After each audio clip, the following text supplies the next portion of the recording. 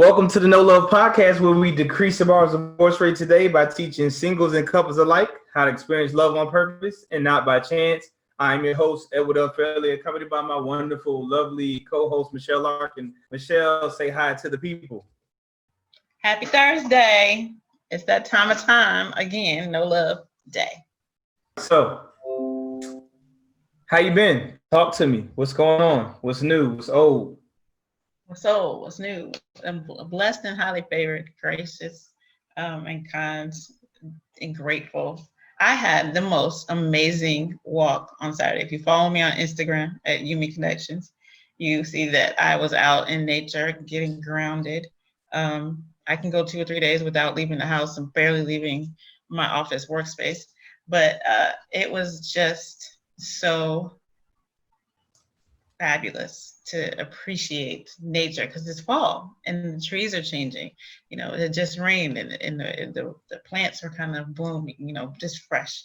And then I found the most interesting thing. Every time I go for a walk with some intention to get grounded, I find some unique, interesting thing that just everything from a flower in the midst of a pile of dirt that just shouldn't be there to a sign that says, you know, God, somebody loves you, to somebody yesterday even walked by me and said, God bless you. And I was listening to a prayer meditation at the time. And I was like, that is the synchronicity is so amazing.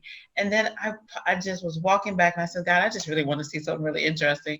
And I looked over to my left and down near the stream, someone had built a piece of art out of just rocks from the stream that they were like piled on top of each other and balanced just so. Kind of like, it reminded me of Stonehenge. It was just so like, there was no glue there, there's nothing, and they were just perfectly poised. And I said, I'm just so grateful for the little things. Just so grateful for the little things. So it's constantly being aware and present, you know, no matter what you're going through, what's going on, even at work, just being present. One of the comments I got today was that you listen, and I feel heard. And that to me is so valuable. And if I can show up for someone like that, I feel, and then, you know, as we had talked about, you know, just being curious, God shows up for me like that. Why couldn't I show up for somebody else like that? That's good. And so I just feel really blessed to be able to be present enough to see things like that, because it was very easy to just walk past that. It was down in the cut.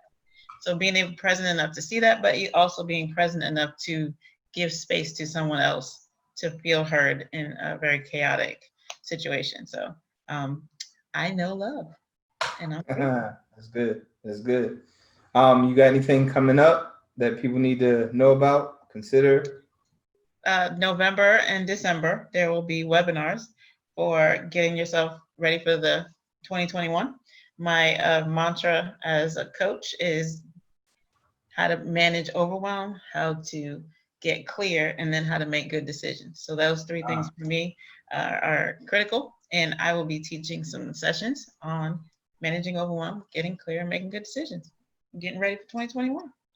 So if you follow me on Facebook or Instagram, you will find out, because I will put it out there.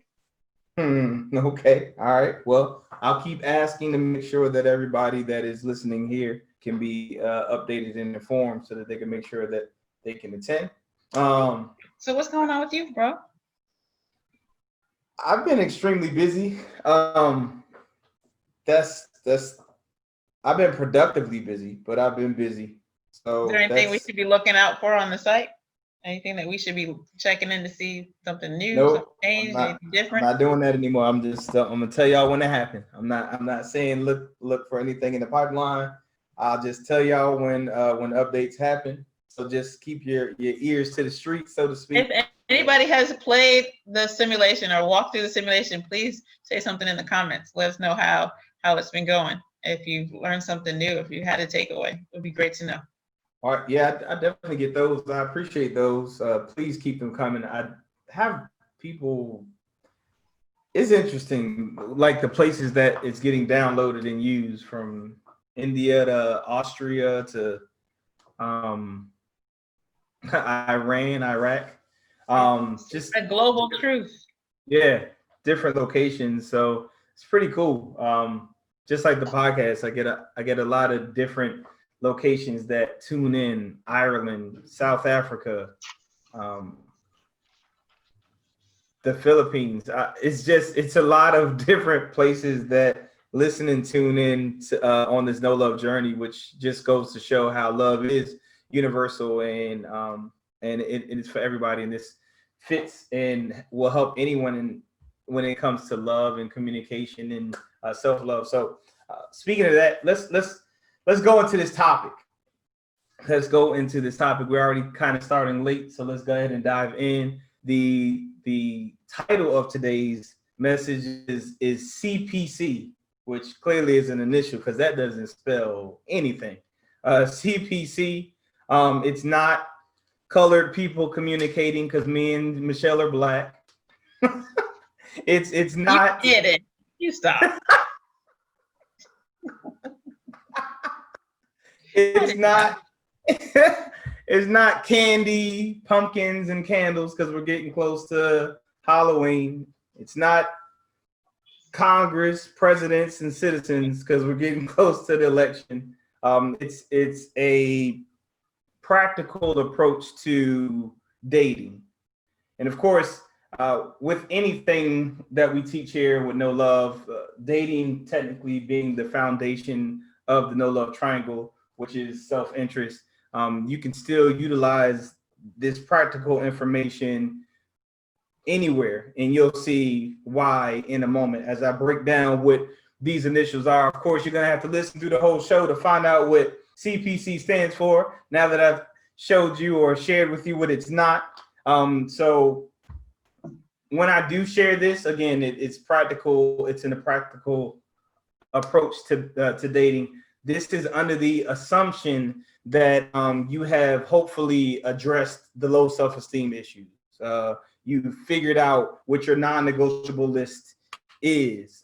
You have gotten to a place where you do love yourself, because anyone who listens to me knows that I say, you should not be dating or considering adding someone to your life until you are in love with yourself. So if you've taken care of the prerequisite, so to speak, this is the practical approach to dating that you should be taking, which the prerequisites are, again, addressing your low self-esteem issues, figuring out what your non-negotiable list is, and loving yourself, which in turn should yield you being at a place where you enjoy being alone in the first place.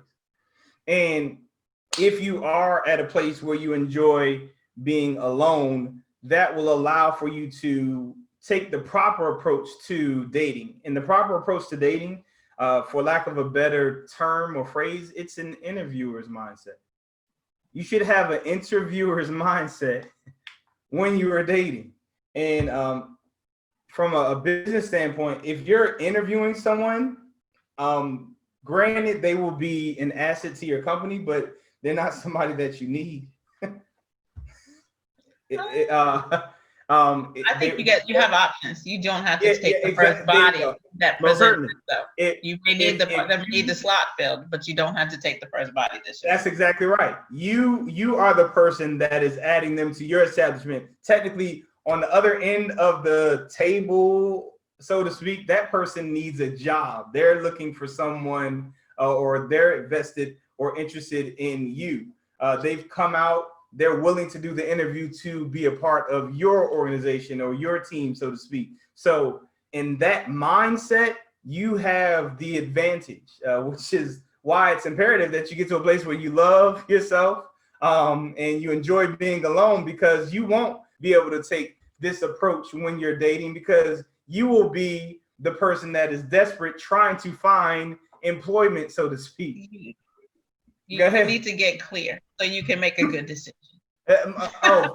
Exactly. You don't need to not be so overwhelmed by aloneness that you make a bad decision because you're not clear. So, exactly. And even in hiring, you got to be clear about what the roles and responsibilities are, so that when you're evaluating this person for this position, you're asking the right questions. So which is why your non-negotiable list is so important, because that is what you're using to go across the board to their resume to see if they align with what it is that you're looking for.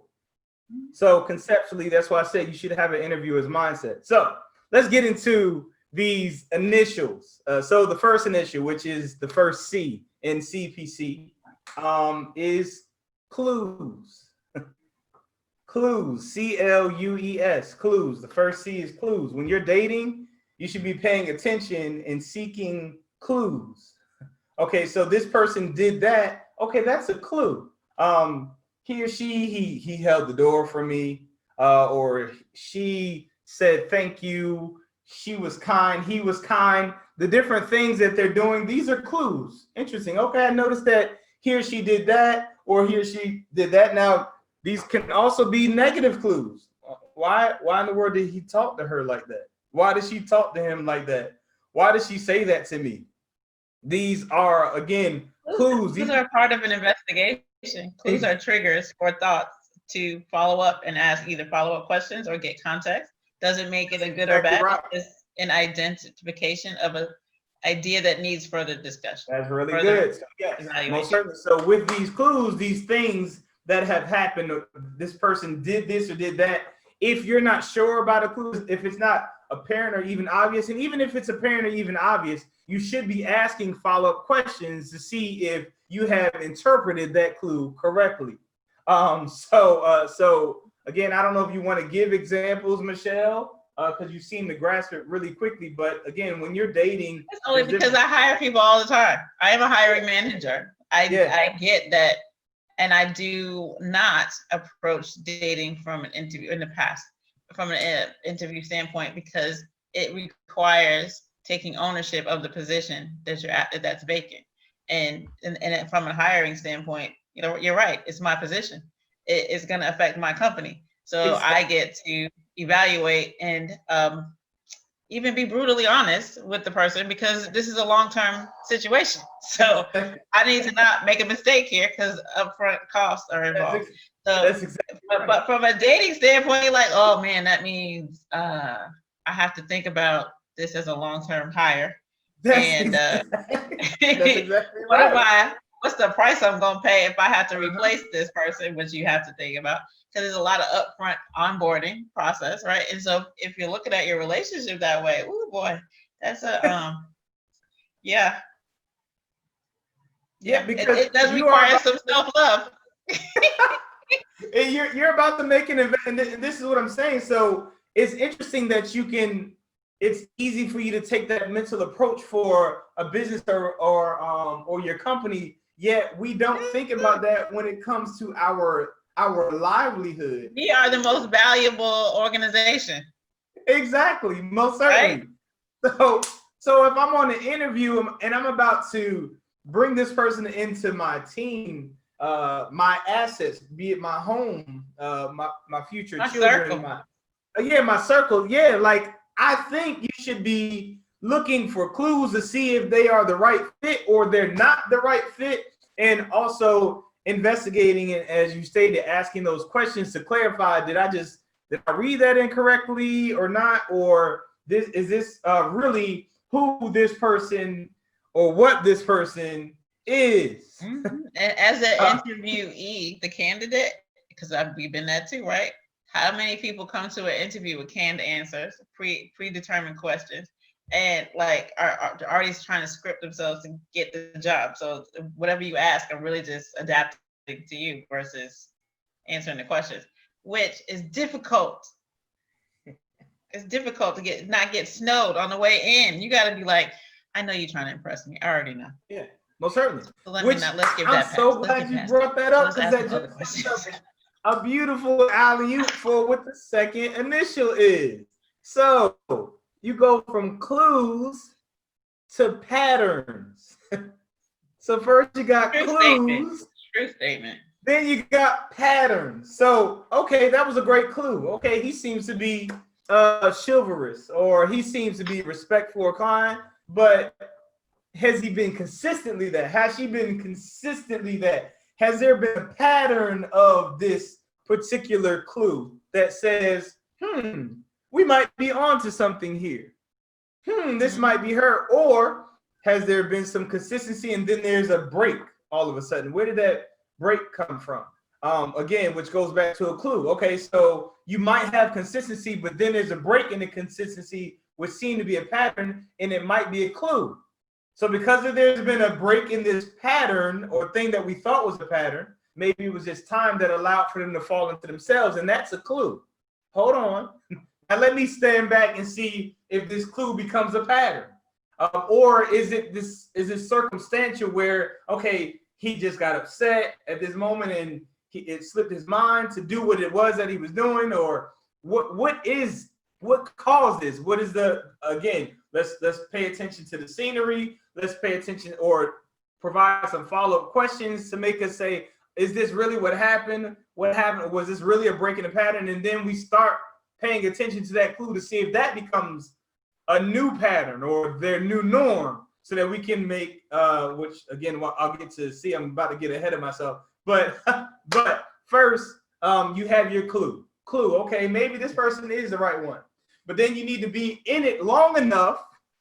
That's another thing too. Yeah. You need to go into this whole dating thing long enough to see if we have a pattern. Mm-hmm. Or and to see if there's a pattern of things that light them up, because you can't hide being genuinely excited about something. Your eyes, your body language echoes what's coming out of your mouth. And like you said, you can say the right things, but when you light up on the inside, that's a validation of the comment. So my favorite question is what is one word that other people have said that you hear over and over when people talk about you? And if they can't come up with one right away, and you know, like, oh, you searching. So what does that mean? Do you not pay attention to other people? Or because everybody gives you the standard, you know, I'm diligent and I pay attention to detail and all the other stuff. And then when you ask a question, if they light up about it, then you're like, oh, that's true. If they don't, they struggle. So like you said, when you're looking for patterns, there's things that people are saying to impress you. But when their body language and their words line up, you know, you just got to be present, like really be with the person. Yeah, most certainly. Here with the person. And don't run in there like this with a checkboard, like, oh, hold on, check, check. Yeah. So it shouldn't be as direct as an interview. It should be observation. You should already know, because your non-negotiable list should be your core values, morals, principles, and standards, so to speak. That should already be what brings that light on, which turns that light bulb on, right? Like if this person has similar core values, you'll hit on something and you'll both go, yeah. Most certainly. So it could be as simple as a response that they give while you two are watching a movie. That will tell you, that might give you a check or snatch a check away by the way that they responded to a circumstance that was in the movie. I remember when I was dating my wife, it was something that was really big, that was big to me. Because it came up in the movie, and her response that she didn't seem to be able to control, where she had to speak on it, it validated a non-negotiable list item that I needed or I wanted in my mate. So that was a check for her. So there's different ways, if you're paying close enough attention, to verify that. But at the same token, sometimes a clue is so big that you shouldn't be looking for patterns. You should make a decision. That's a hard stop. Yeah, exactly. No, you're laughing, but I'm so serious that it's true. Did you just hit me? Did you just? That's done. But it's interesting that you say that. I mean, Michelle, that seems to be almost obvious, but not always. But not always. I get it. Yeah, when you are not a person with the esteem that we're talking about, when you're not a person that loves yourself, and you're trying to find someone to hold on to, you might look at, like I just said, look at the context of the situation. Well, I shouldn't have said that, and you make excuses for someone to try to keep them around. When in actuality, that should be a clue that it's a hard stop to transition and not even look for patterns. So you most certainly should be paying attention to the context of what happened, asking necessary follow-up questions to make sure that you interpret it correctly, because of course you come with baggage. if you're dating, more than likely other relationships did not work. So Bias. you We might all come with be. bias. And I'm sorry, even in the interview process, you have to be careful of inherent of your bias. bias. And Yeah, based on your own life experiences, most of us look for somebody like us or has a similar background, but that doesn't necessarily lead to diversity in the workplace. So same thing in your life. If you have only looking through one lens, you might miss some really brilliant, wonderful, great people because you have some predisposed bias about what they might because of what they look like or where you met them. You might miss something because you come with bias. yeah. I mean, and people typically they're either looking for someone that's similar to them, or they're looking for someone that has the one thing that the other person didn't have.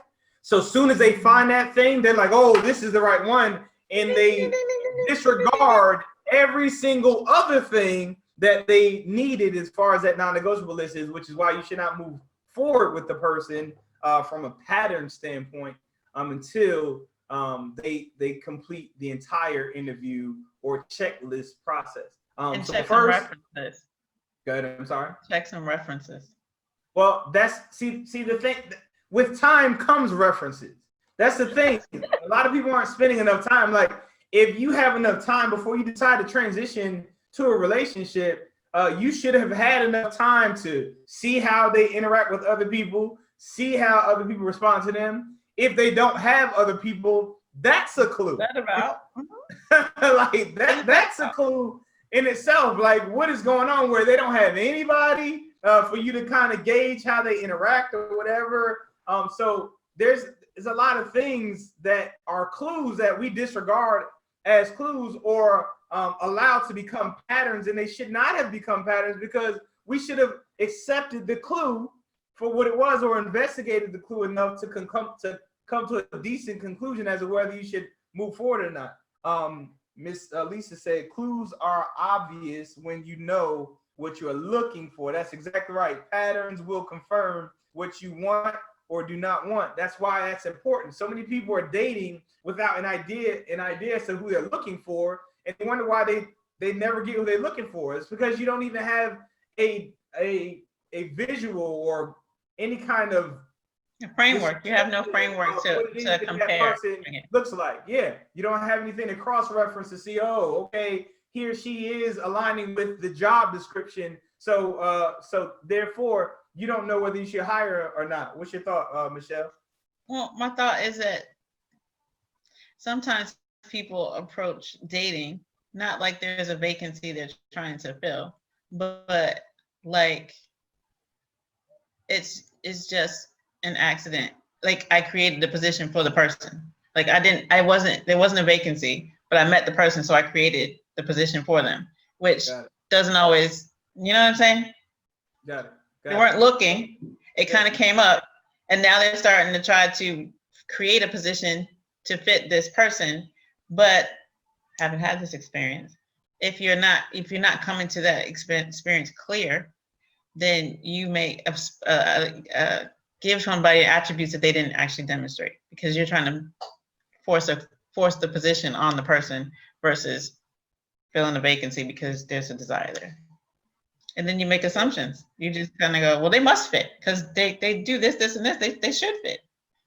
Or yeah, because you like them, you trying to hire them, and that oftentimes comes from them stroking your ego so much that you just want to give them something in return when in actuality it has absolutely nothing to do with the business. How many people get in relationships because they feel some sort of obligation or it's supposed to be this way, or if they bought the Gucci and the Birkin bag and put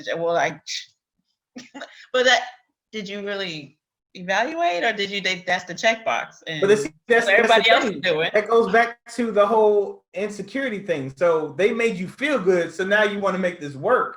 But first of all, you should already feel good starting with the dating process. But when you don't, any kind of compliment or anything is going to stroke your ego enough to make you want to make a hire that's not necessary. They don't align with what it is that you really are looking for. And that's because you don't even know what you're looking for. Outside of love, which you can supply that yourself. And when you put that pressure on someone else, relationship's not going to work anyway. It's not going to work. The minute that you come to the realization that you are looking to be loved or to find love from another person, it's not going to work because you're putting all the pressure and responsibility of your happiness on another person when that is your responsibility, period. So it's something that they will never be able to succeed at. And it might come across that way because you've chosen to feel good when they give you certain compliments to things in the beginning, but that's still you deciding that that person's loving or that person's loving. But the minute that you stop and you're expecting them to continue to fulfill you with what you supposed to fulfill yourself with, it's gonna fail every single time. So right there. We are pretty much almost at the last point, which is hard. Yeah, we are. So first is clues. Clues. We gotta pay attention to clues, and we have to investigate, as you stated, the clues that they're giving us. Is he this way because, like you said, we're dating? Was he like that? Was he or she kind of rude because what triggered that response? What made him or her say that? That was kind of rude. I'm kind of taken aback by that response. What was that about? Let me go ahead and ask some questions to find out. In an interview, though, you can get so distracted by the things that you like that you discount the things that are obvious that don't fit. You know what I'm saying? Like you can get just enamored. You can fall in love, so to speak, with all this stuff, and then you're like, but he did say, or she did say. Like I was in an interview and somebody mentioned like they called something a tar baby, and I was like, wow. And then everything else was great, and I was like, is that a? Yeah. Wow. Am I in the room with it? So there's a part of me that like you can't ignore that. You have to dig into that. Yeah, most certainly. Exactly. You have to investigate that. Like, what was that about? Where did that come from? Yeah, exactly. And if that does not align with, again, we're not talking about of the organization values. Yeah, the integrity of the company, what the company stands for. That could be out of there. They might check off on all the things that look good on paper, but who they are as a person, that's who you sleeping with. That's who you living with. That's who you're making the decision to be with. So we have to investigate those clues, and we have to also make sure that they are patterns. If they never become a pattern, and that's where people don't stay in the dating phase long enough to find out if it's a pattern, which the pattern is usually who the person is. Yeah, that's their core behavior. Like that's the stuff that with no effort. A pattern is a habit. Yeah, exactly. Like brushing your teeth. Like if they never brush their teeth, they never brush their teeth. Like that's their habit. So you don't. It's gonna come out. They're gonna go back to due north at some point. Even if they did it because they were dating you, they're gonna go back to. Yeah. I think you said it in an earlier podcast conversation was, can you accept the person as they are right now? Because what if they don't change? Can you accept that? Exactly. This current state. I saw a meme or picture, and it said, when someone shows us their true colors, we have to stop trying to repaint them. I think I saw that too. That's so necessary and real. We have to stop trying to repaint them. Accept them for who they are. Stop getting so caught up in like we were talking about earlier, how they stroked your ego or how they are filling a position or a role that you're trying to fill, which you should actually just be taking care of that insecurity or the problem that you have that makes you feel the need to just put someone in the role. So from there, so we go from clues, then we look for patterns. And if the patterns, because some people can hold out on their patterns till they get what they want. If the patterns cause another clue to surface, patterns start cause another clue to surface, you need to reset and let that be the beginning clue. Let that be the first clue. And that's why I tell a lot of people too, when they're dating, or I've had people that are engaged and they're about to get married and it seems pretty quick. I say, well, have you all had any disagreements or arguments? They're like, no, we've never had any. I said, then y'all aren't ready to transition. And they're like, well, what? Doesn't that mean that we're great? No, it means that you don't really know how he or she feels about you. Because when you see somebody mad at you or disagree with you or whatever, that's when their true color, like we just were talking about, is going to show. And the way that they respond to you is the way that they really feel about you. Because that just did not come out of nowhere. All of that stuff that he or she said about you, or that stuff he or she claimed to feel about you, you seem to be paused, Michelle. That is what's been building up, or what they've been thinking about for a minute. That didn't just pop up or come up. That actually resurfaced, and it was a good opportune time to, as they say, out of the abundance of the heart, the mouth speak. Or out of the abundance of the heart, the mouth shuts down. Because there's two alternatives. The people who shut down in the argument, they're gonna shut down when you disagree when you're dating too. They're gonna just like, I don't want to talk about it. And then it's just their way. So yeah. So if you're dating or in a relationship and you're talking about getting married and y'all never had an argument or disagreement, you don't know that person. That's the best way I'm gonna put it. You do not know them because you don't know a person until they get upset, because that is when you are in such an emotional state that you can't fake, you can't act, you're nothing but transparency, and your frustration is going to tell the truth. So that is one thing, and that's what I mean by patterns break. And when that clue pops up from that pattern breaking, that's probably the first and true clue. And that's what you need to be paying attention to from a pattern standpoint, or the hard stop that me and Michelle just talked about. Because I don't care how mad you were, you hit me, you talked to me out of your mouth. You called me out of my name. You did anything disrespectful. Again, these are my core values, my standards and morals. So these are hard stops.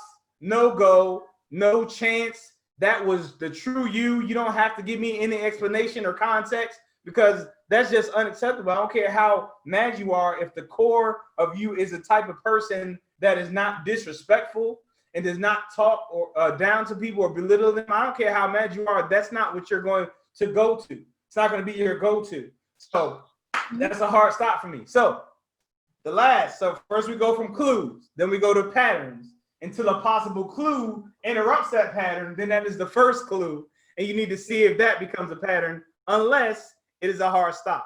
And then from there, the second C and final is you have a choice to make.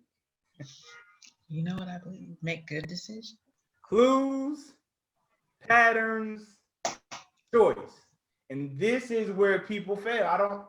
It's hard for them to make that choice. Why? Because they value having companionship over loving themselves by themselves.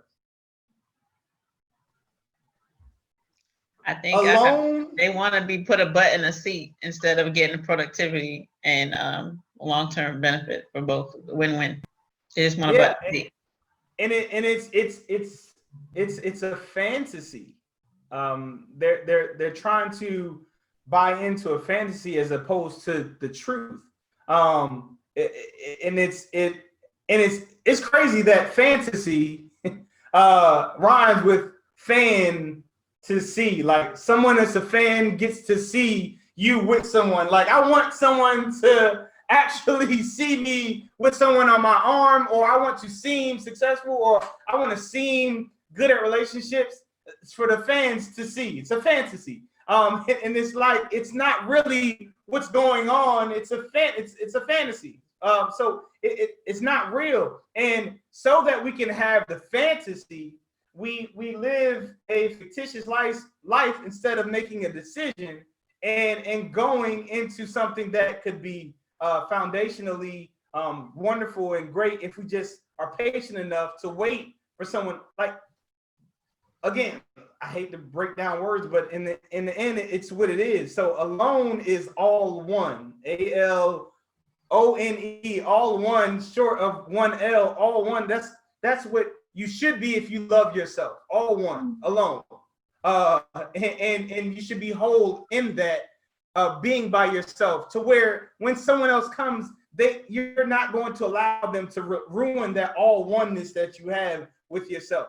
And when you get to a place where you start to have to change or separate the true essence of you to add someone to your life, that's not good. Just like we talked about last week, or the week before last, because we were off. We talked about division, 2 words, 2 vision means division. That if you have 2 different forms of what you should be, you're dividing yourself, and there's going to be division in that relationship.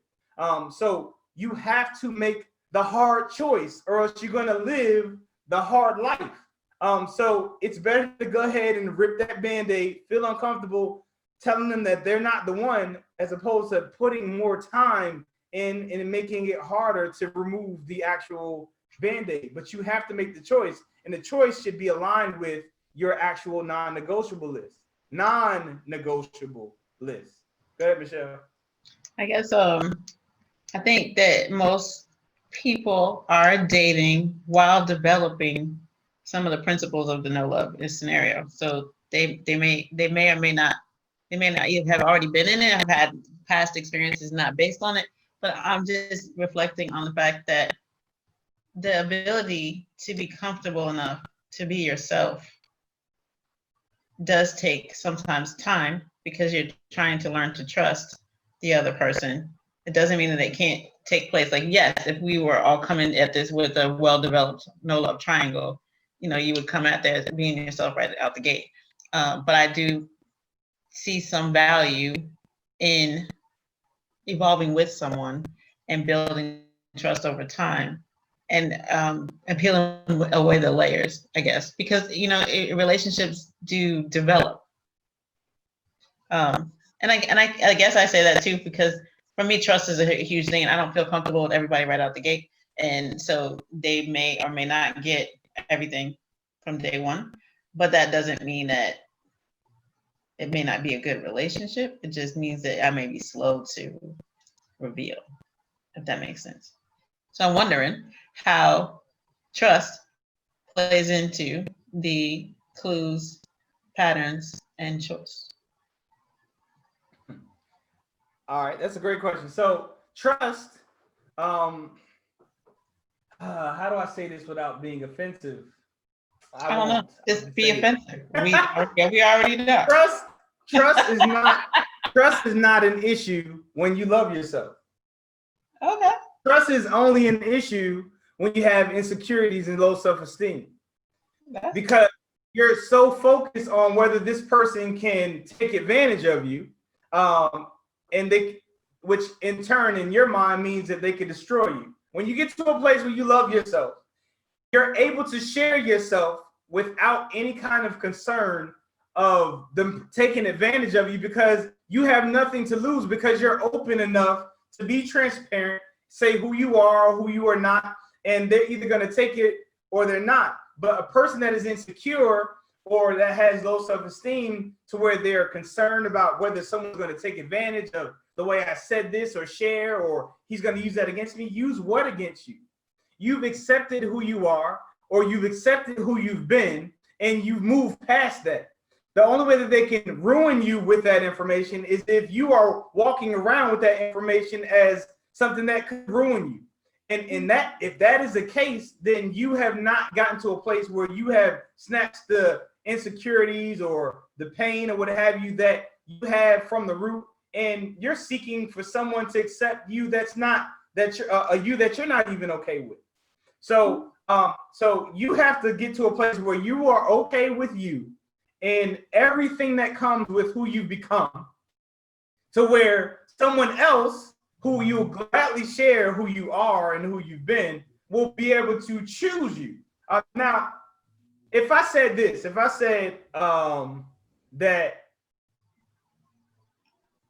you should go ahead and have sex with someone knowing that you have AIDS without disclosing that to the person, would you say that that's wrong? Yeah, and you can say that like quickly. It's a no-brainer. Yet we want people to take us for who we are without disclosing what it is that we have. That's equally as wrong. That could really that is something that you're bringing to their life that could really be detrimental to them because you kept it to yourself. That's not fair to the other person.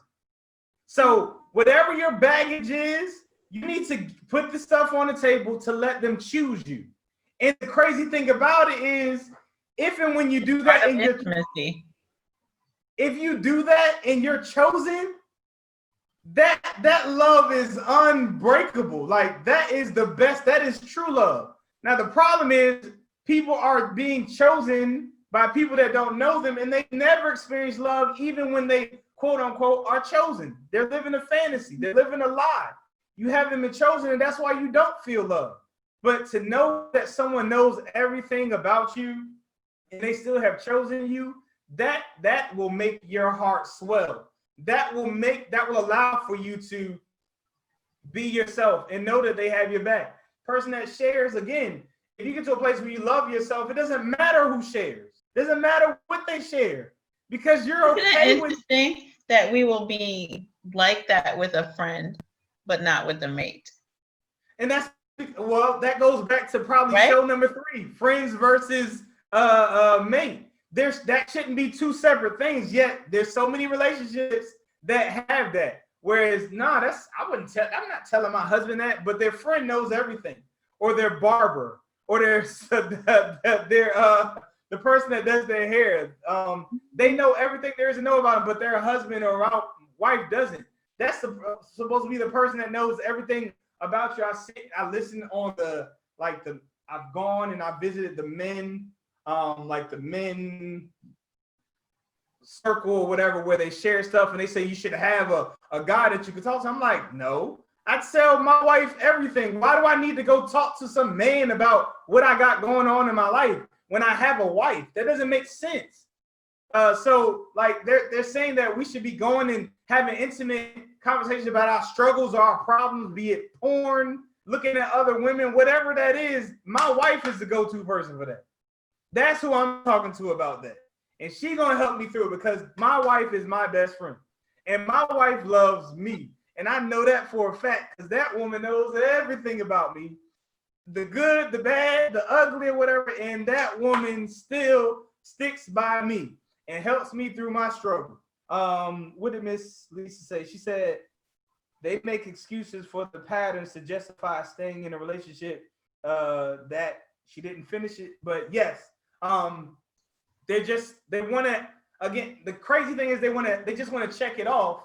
Okay, they make excuses for the patterns to justify staying in a relationship that is clearly not working. That pattern is not acceptable, but is dealt with because they think it's love, but it's not.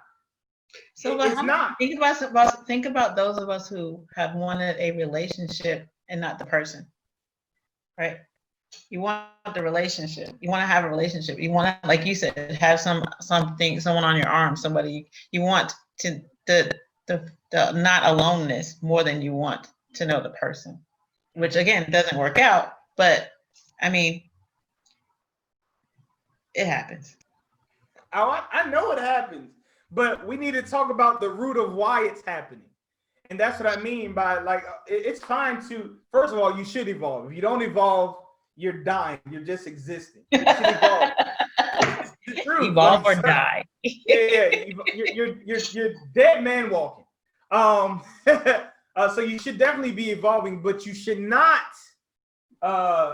be evolving, so to speak, in your standards, morals, values, and principles. That should be, you should be going in depth with those things, but you should not be evolving to where you're getting new ones. That shouldn't be a thing. So that is why that should be how you should be making your choices. So if that person, and again, if your concern is transparency and trust or whatever, that should be a non-negotiable list. And when that person breaks that, that is your choice to move forward with that type of person, or it's your choice to stay there. But in the end, it's a choice. and we don't like to have the uncomfortable conversations, so we stay in the relationship. I remember when I used to be the one, I didn't like the uncomfortable conversation. I didn't. No, Believe it or not, I did. it's When I not was possible. younger, like middle school and high school, I didn't like the uncomfortable conversation. So I just would do stuff to make you leave me so I could feel better about you leaving, because I didn't necessarily want to hurt your feelings.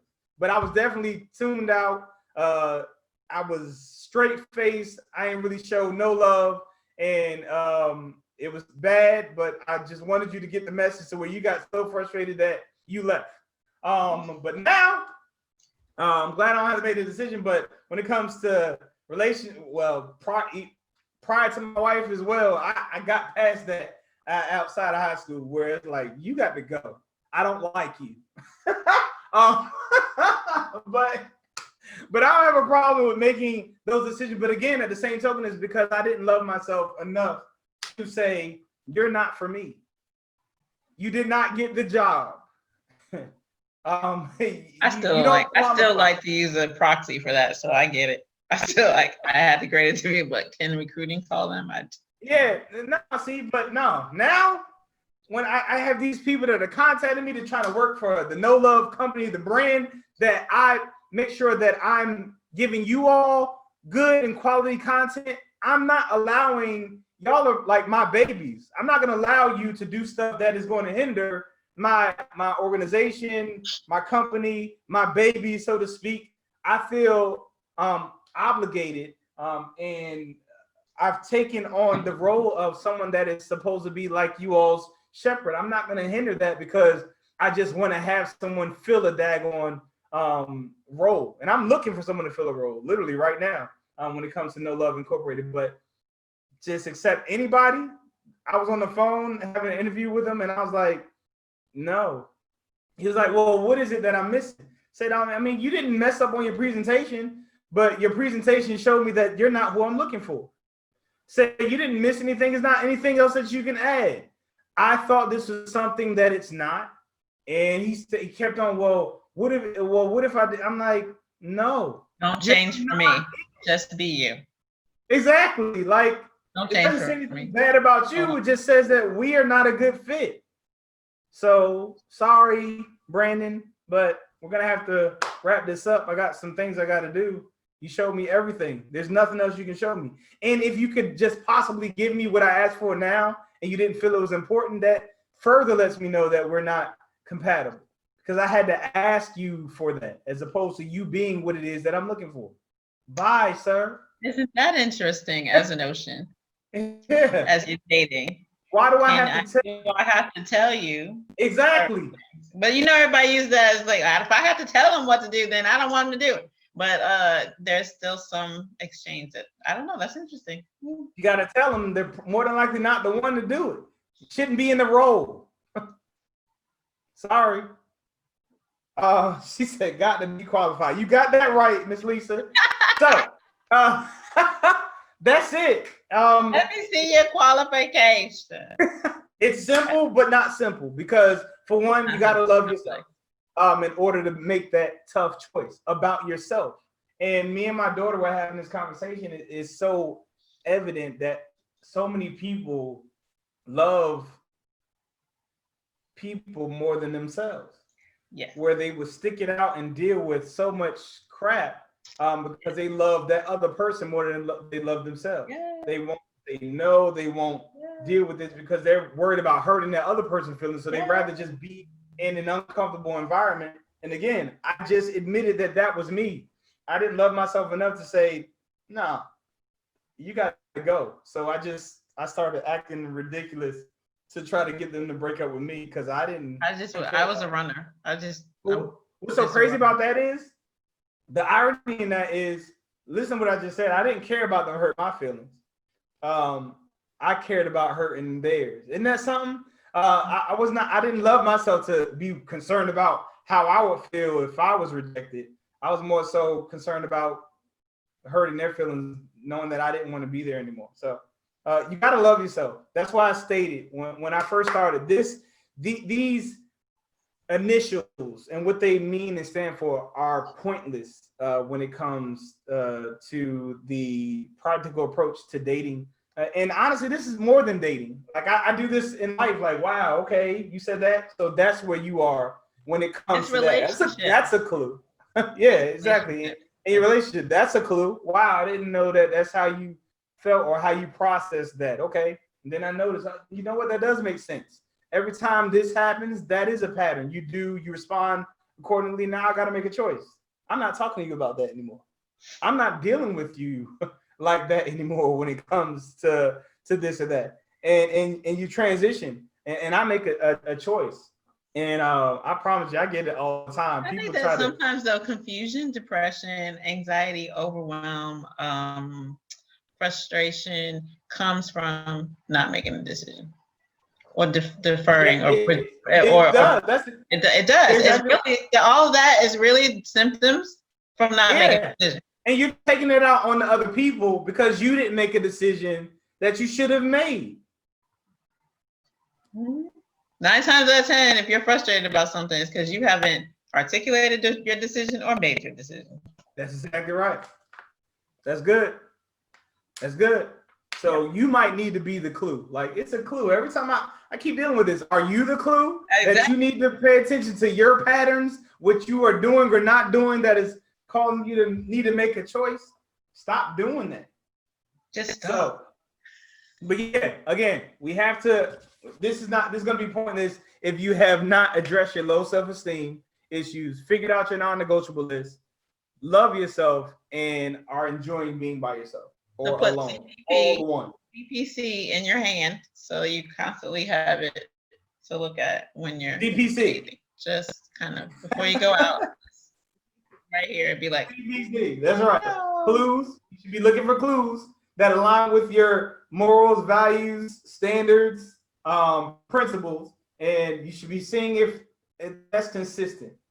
Because again, if it's consistent, that's who they are until we get them frustrated, and then that new clue comes up, and that might be what the true clue was. Now we need to start paying attention to that clue and see if that becomes a pattern, or if we need to take that as a clue that we need to make a hard stop.